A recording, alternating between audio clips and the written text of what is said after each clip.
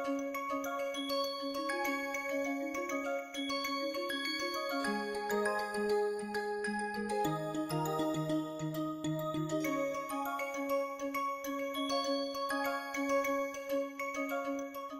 right. So first of all, Happy New Year to all of you. Yeah, and welcome. So I just thought I would tell you that this course is officially titled Quantum Chemistry CH560, and the prerequisites are kind of CH425, which was the first year MSc course. So that's the kind of prerequisite. I hope all of you have done a similar course somewhere in the country.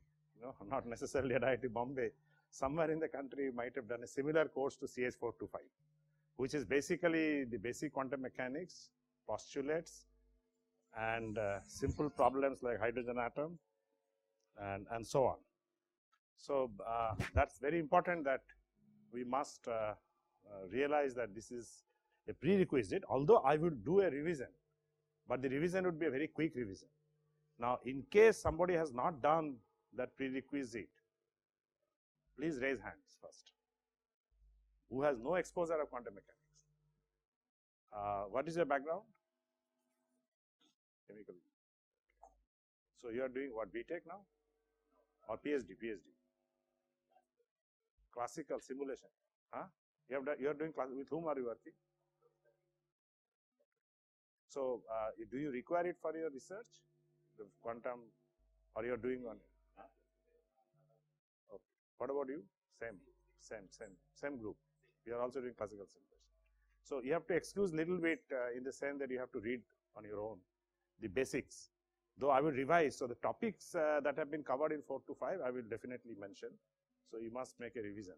The basic course will start with many electron problem. So this will be the focus of this course. Many of the exactly solvable one particle problems we will skip, except making a revision.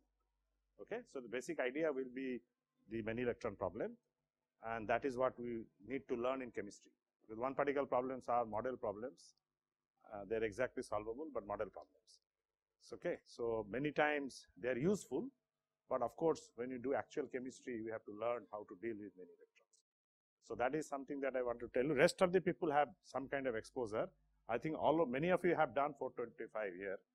So at some point of time, okay. Some of you are second year MSc students. Most of you are second year MSc students. Those who are taking class, 3 of you, and the rest are 5-year integrated. Some of them, no.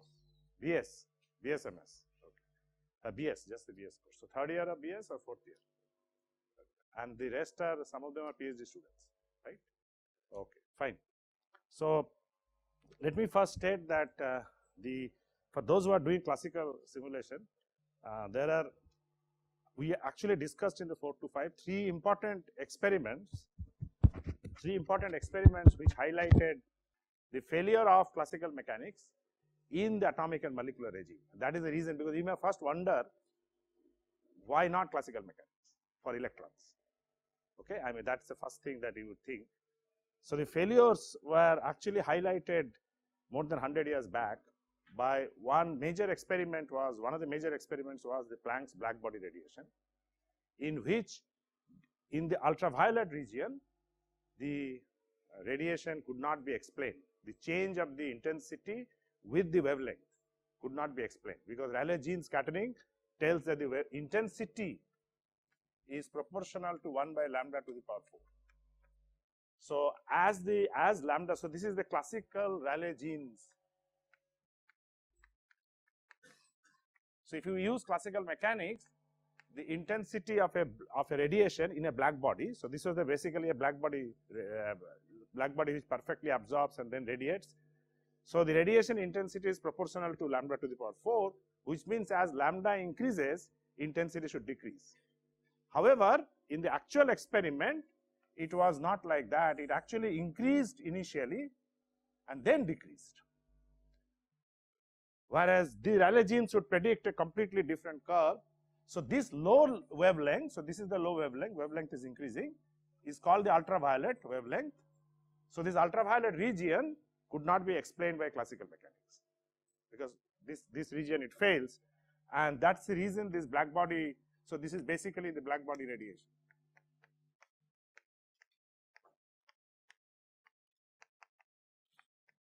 So this is why this is called the ultraviolet catastrophe.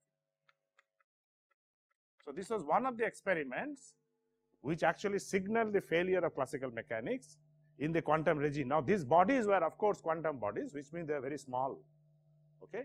So atomic and molecular length. So it's a length scale is very, very important. This was one of the experiments. The second one was the very famous experiments of that Einstein did of photoelectric effect. So that was the second experiment. So the photoelectric experiment essentially is that it shines a light on the metal, okay, of certain frequency and intensity, and then you expect that the energy that is given on this metal would be sufficient at some point to eject the electrons, ionize the electrons.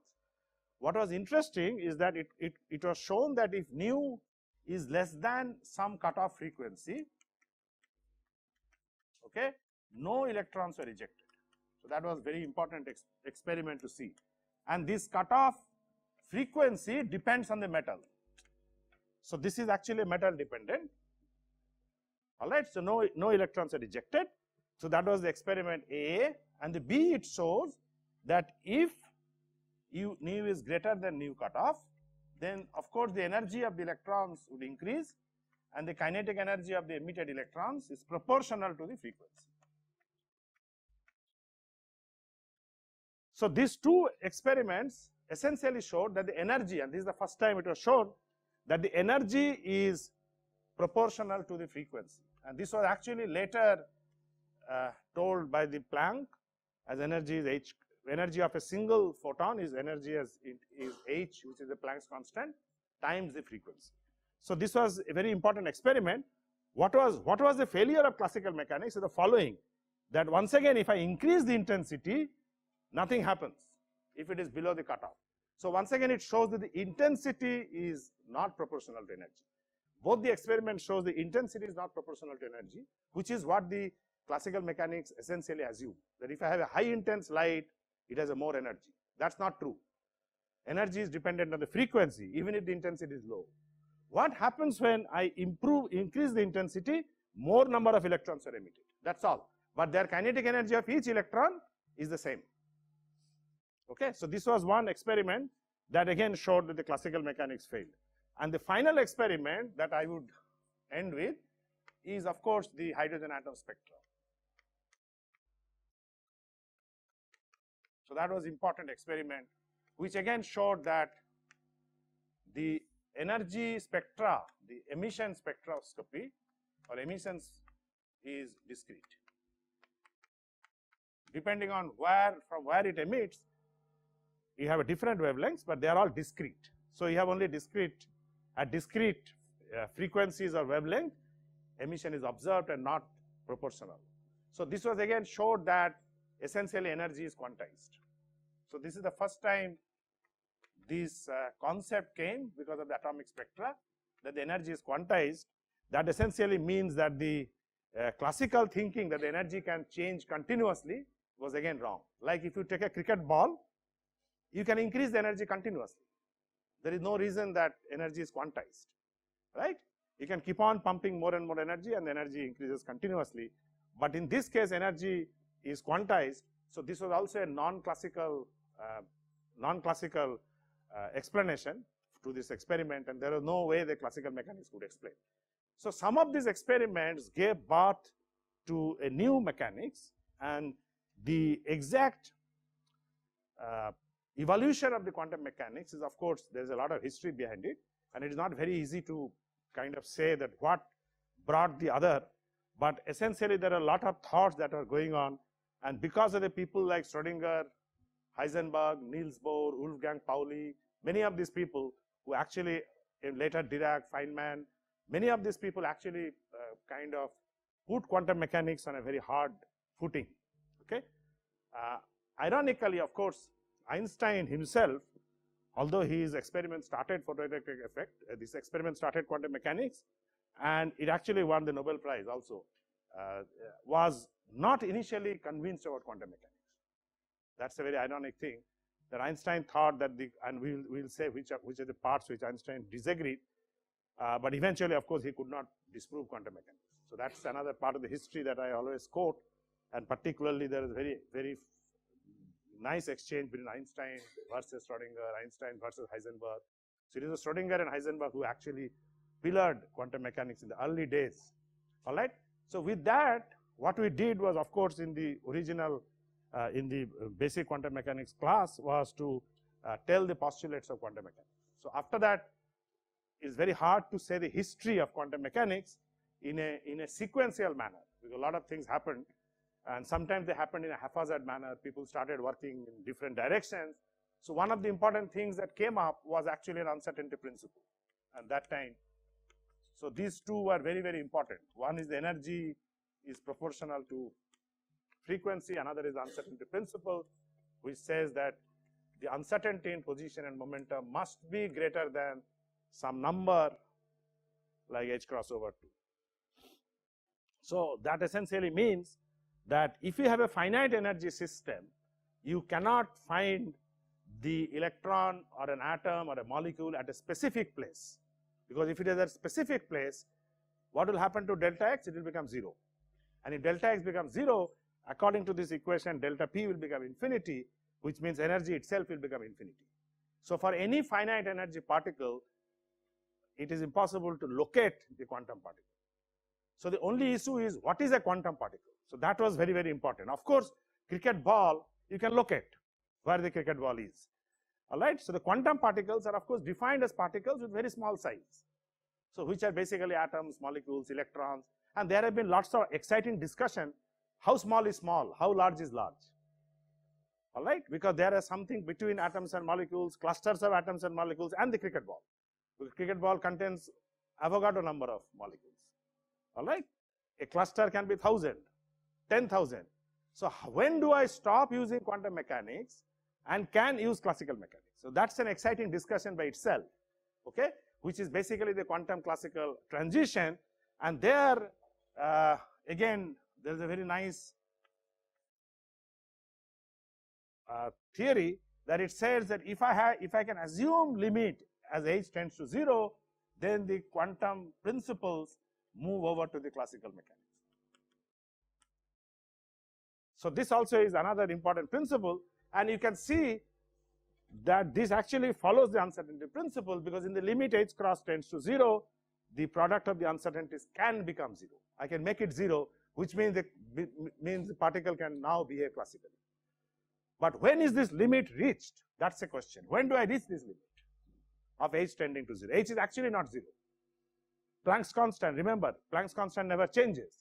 So when I say in the limit h tends to 0, it means I can assume for all practical purposes of my measurements that the value of h is close to 0.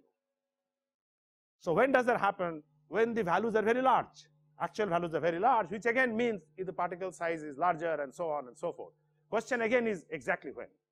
So the point I'm not trying to kind of satisfy you, I'm not trying to avoid, but at the same time, this point is a very important point. When can I say that the quantum principles will become close to the classical principle? So that's a very important question that we'll answer, and this question is still unresolved. So the questions are unresolved. Now today people are using nano materials which are actually in the bridging length scales. So is the nanomaterial a length scale where I can stop using quantum mechanics? It's sufficiently big, and if you look at the bulk, from the bulk it is sufficiently small, then you can argue that you have to use quantum mechanics. So none of these are very clearly defined.